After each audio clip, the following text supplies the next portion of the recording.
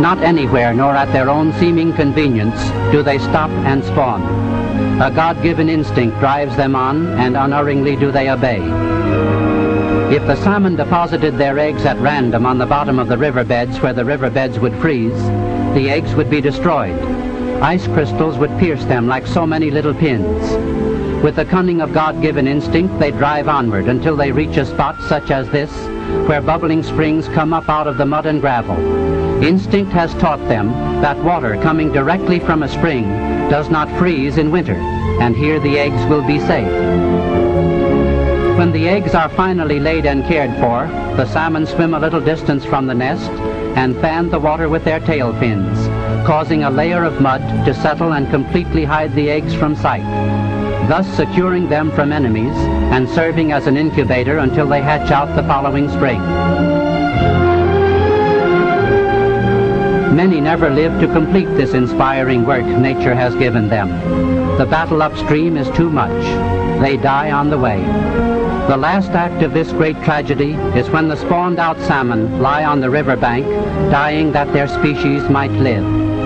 Then bears, seagulls, hawks, foxes, and other carrion-eating creatures flock to the scene, for them the feast of the year, and soon dispose of the spawned out salmon.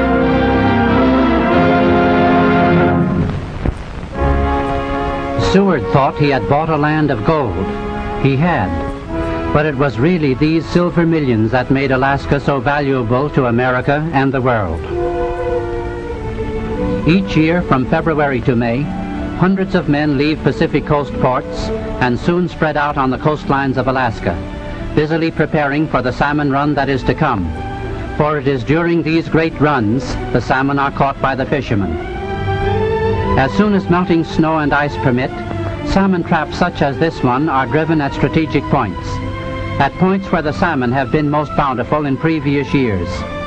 These salmon traps, consisting of a long double row of piles which stretch out from the land and terminate in another group, box-like in arrangement, are the most effective and economical means of catching large numbers of fish at one time. Between the piles, strong nets are fixed. Then a matter of waiting until exciting words flash by radio from the Shumagan Islands. The salmon are ready. The whole country swings into action. All of Alaska becomes salmon conscious, and rightfully, for it means work for over 21,000 men.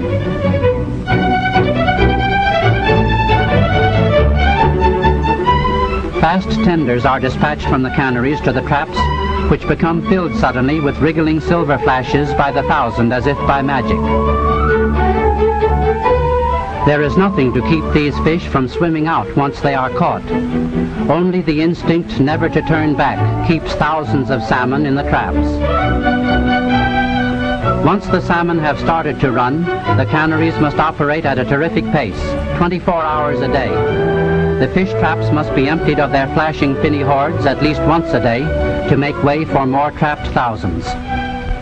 This work is known as brailing. When the cannery tender is pulled alongside the trap, a scoop net is lowered into the heart, and soon the wriggling mass is transferred to the hold and decks of the tender or accompanying scows. Truly a dramatic sight. These traps catch as many as 35,000 sleek and meaty salmon per day.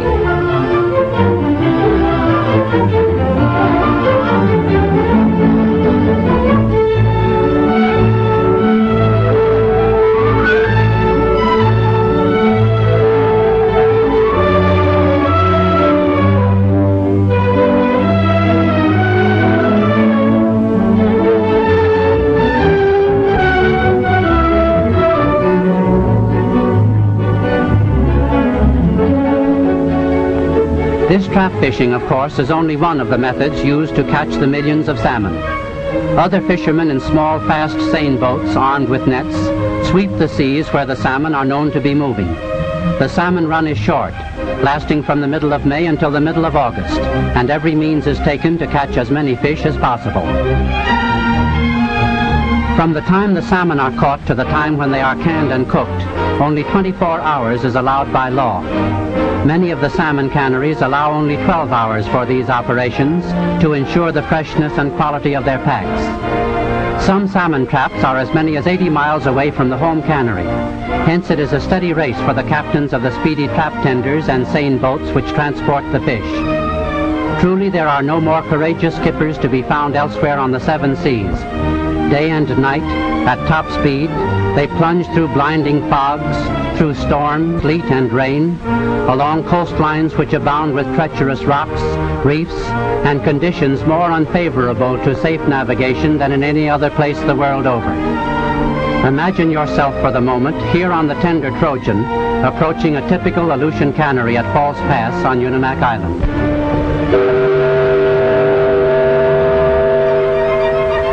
The whistle sends the ever-present seagulls into flurries of screeching excitement.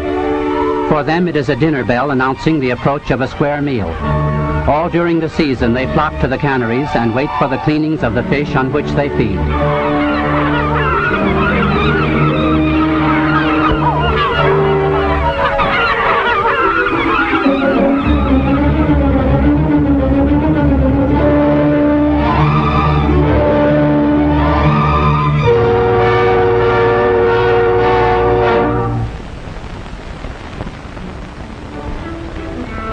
Once alongside the fish house dock, the tender crew loses no time in transferring its cargo of freshly caught salmon.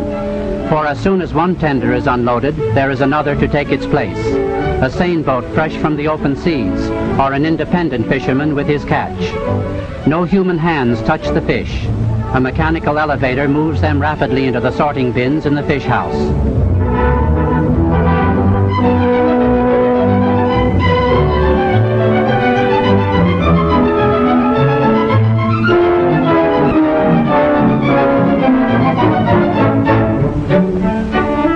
A machine almost human, the iron chink, cuts off the heads and tails, cleans, and in some cases molds the fish to fit the cans in a jiffy.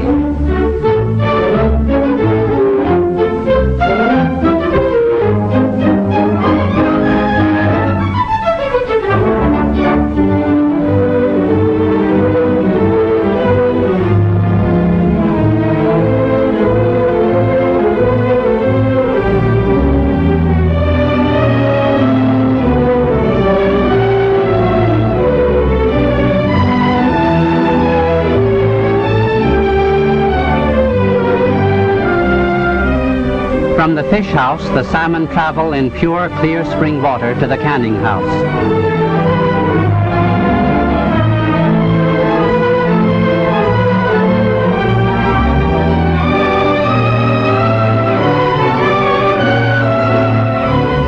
As thousands of fish are cleaned and delivered to the canning house hour after hour, there must be thousands of cans to imprison the delicate flavor for which the Alaska salmon has found universal renown. Ingenious machines, such as this one, have been developed to reform the cans, attach and seal the bottoms, and deliver them in rapid succession to the canning house nearby.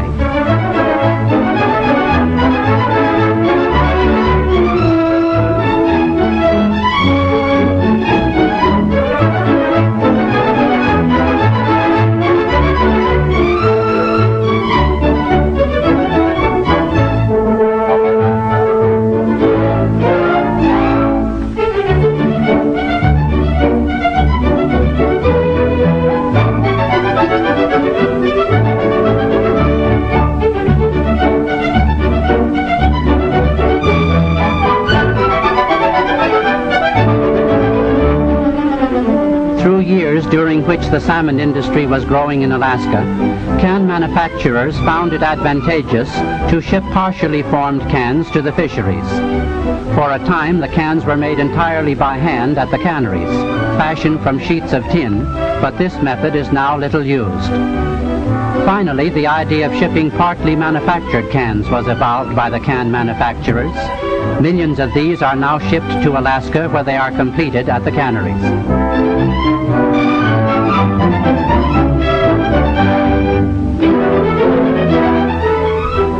Filling machines are no less a wonder than the iron chink. The salmon are placed on a conveyor at one end, sharp knives cut them into sections, then they disappear into the depths of the machine. When you next see them, they emerge at another opening, The salmon tucked neatly into cans, each canful containing the proper weight and choice cut of fish. There is even a device which rejects cans that are underweight. From the filler, the salmon proceed to another machine known as the clincher, moving often at the amazing speed of 140 cans per minute. The clincher puts the tops of the cans in place automatically.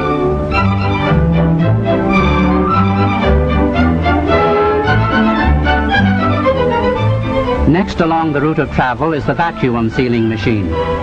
This receives the cans with clinched covers, sucks all the air out, and seals the cans hermetically. To this machine, developed by can manufacturers, we owe a great debt, for without its benefits and its perfection in sealing cans so that no air can reach the contents, no food could be preserved in this manner. Rolling merrily onward, the cans pass through a washing machine.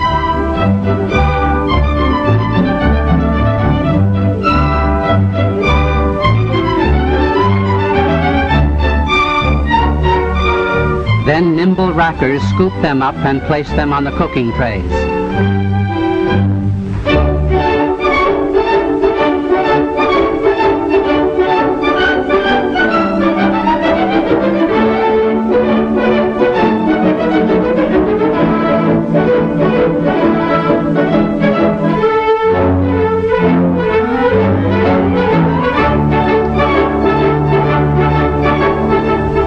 Huge cavern-like steam cookers known as retorts stand ready to receive tray loads of freshly canned salmon.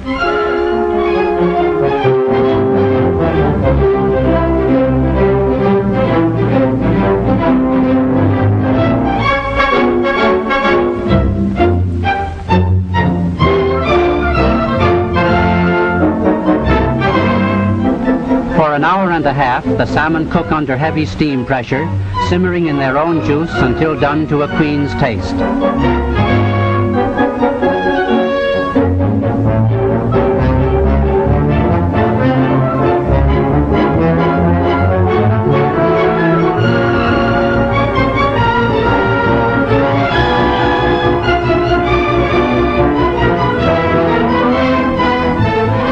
All day and night during the season, the cannery is a beehive of activity. Continuous cleaning, canning, and cooking of many varieties of salmon. In addition to these canneries on land, there are even floating canneries, ships that are equipped with canning machinery and move from place to place following the fish.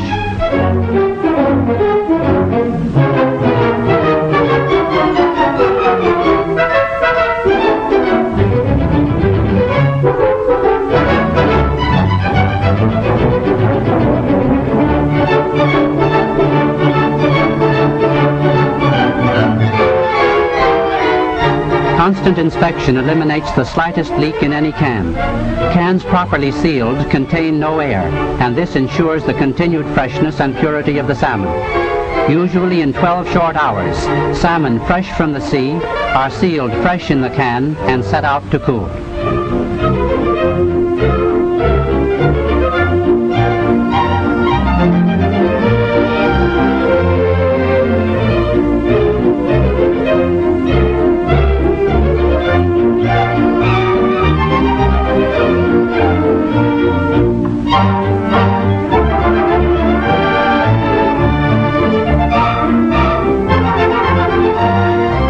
Modern labeling machines make quick work of their task. There are several varieties of salmon, and most canneries have a special label for each brand.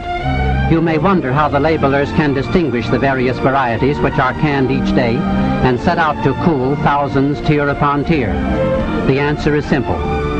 The salmon are canned in batches, one variety at a time. As the cans pass through the clinching machine, a special marking for each variety is stamped on the cover of each can, and thus these labelers have no trouble in putting the right labels on the right cans.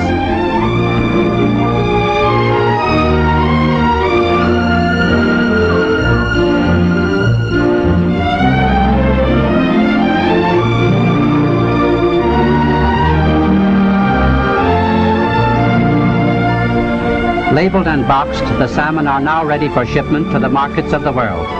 Canada, Europe, especially England and the British Empire in general, are Alaska's best customers, and our own country, of course, is the greatest consumer of all.